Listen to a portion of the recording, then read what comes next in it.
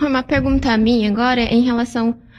Já surgiu no coletivo uma discussão no sentido de que os esportistas negros eles seriam mais revolucionários do que os brasileiros, já que lá teve manifestação, né, dos jogadores de basquete, apoio deles em relação ao movimento dos negros lá nos Estados Unidos. Então, gostaria que você esclarecesse se isso é verdade, se eles teriam mais revolucionários do que os negros e em relação também aos esportistas, porque eu acho que eles fazem aí uma comparação também ao Neymar, né? Eles esperariam aí que o Neymar se pronunciasse igual a esses jogadores de basquete.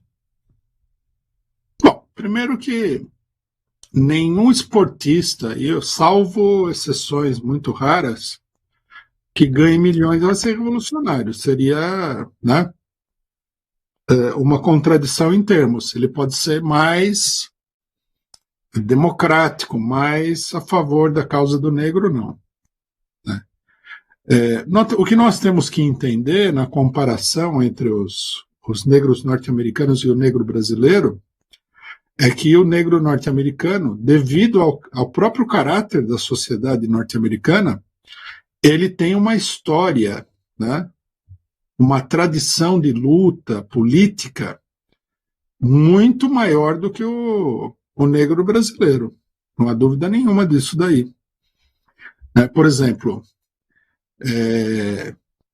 já no momento da abolição, embora o negro fosse, em geral, um elemento culturalmente atrasado e tudo mais, a própria burguesia norte-americana tratou de impulsionar figuras, né, negras para fazer a campanha abolicionista, com palestras, livros, etc. E tal. Quer dizer, deram um incentivo, né, à politização do negro em função da luta que ela estava travando pela abolição, que era uma luta dos capitalistas contra os latifundiários, os capitalistas do norte contra os latifundiários do sul, uma luta, evidentemente, uma luta de classes com uma base econômica muito definida. Depois da abolição, houve muitas tentativas, como é que se diz? Houve muitas experiências de organização do negro norte-americano em função da situação que ele vivia dentro dos Estados Unidos, a segregação, né, o preconceito explícito, essa coisa toda. Então, nós tivemos, inclusive, né, é importante notar isso daí, essa luta do negro, ela vem do começo do século, e ela é muito importante. No Brasil, nós não tivemos uma luta dessa envergadura. Principalmente, nós não tivemos uma luta com uma densidade intelectual como os negros norte-americanos. Né? Logo no começo do século, aparecem figuras aí que vão elaborar o problema do negro. São intelectuais negros importantes, eles vão aparecer em vários lugares. A tal ponto, né, que lá pela década de 1920, por aí, acompanhando a revolução intelectual e artística que tem no mundo, vai aparecer um movimento de escritores negros importantes, que é a chamada Renascença do Harlem, né, com escritores que são importantes ainda hoje na história da literatura norte-americana. Depois nós tivemos, como resultado disso daí, a cada etapa de crise política, esses movimentos se desenvolviam ainda mais. Né? Então, na década de 50 e 60 do século passado, esses movimentos tiveram uma participação muito importante. Desses movimentos surgiram movimentos bem radicais, Panteras Negras, o Black Power e outros. Então, quer dizer, resumidamente, para não contar toda a história, o movimento negro norte-americano, por força do desenvolvimento da sociedade norte-americana, da posição do negro dentro dela, etc. e tal, ele tem um desenvolvimento muito maior do que o do negro brasileiro. Não é que no Brasil não tenha havido luta do negro, não vamos chegar num extremo desse, houve muita luta. inclusive na época da escravidão.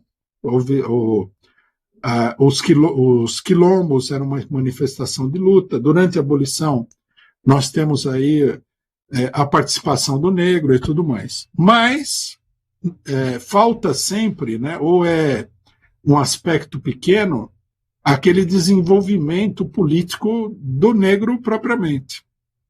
As manifestações elas são muito mais fracas. Por exemplo, na década de 1930 aparece aí a Frente Negra Brasileira, que é um movimento muito confuso, muito atrasado também em comparação com os norte-americanos. Na década de 1970, que é o melhor momento, digamos assim, da evolução da politização e da organização do negro, surgem várias organizações, entre elas a mais importante, a maior, o MNU, Movimento Negro Unificado, que começa a formular de uma maneira mais radical o problema do negro, mas é tudo muito fraco. O MNU, inclusive, ele foi sendo cooptado pelo Estado, né, com pequenas medidas aí totalmente ineficazes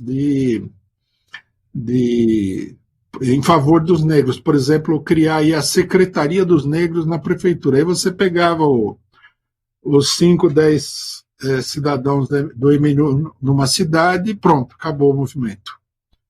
Então nós não temos esse movimento. Agora está ressurgindo, não. Agora o movimento está dominado por esse setor ultra pequeno burguês. O MNU não era um movimento tão pequeno burguês assim, era um movimento de negros mais pobres e tudo mais, e bem mais radical. O de agora, eu diria até que é um contra-movimento negro, não é um movimento de verdade. Então é natural, né, que a população negra brasileira, na ausência de uma luta sistemática e tudo mais, ela seja mais despolitizada do que os norte-americanos. Não há como exigir, né, que o negro brasileiro também muito atrasado economicamente, culturalmente, enfrenta inúmeras dificuldades. Não há como exigir que o pessoal, por iniciativa própria, seja revolucionário, porque isso aí é meio absurdo, né? Agora, qual é a perspectiva para o Brasil? A perspectiva é que a coisa evolua de uma maneira muito mais positiva. Para isso, né, é preciso que haja um movimento revolucionário que defenda a causa dos negros brasileiros. E, na minha opinião, não vai ter esse movimento em forma independente. Nós já ultrapassamos essa etapa com o MNU, né? Vai ser necessário um partido revolucionário que levante integralmente o problema do negro, em oposição a esses movimentos que estão aí, que, na minha opinião, são um retrocesso e um mecanismo de cooptação do negro para uma política burguesa.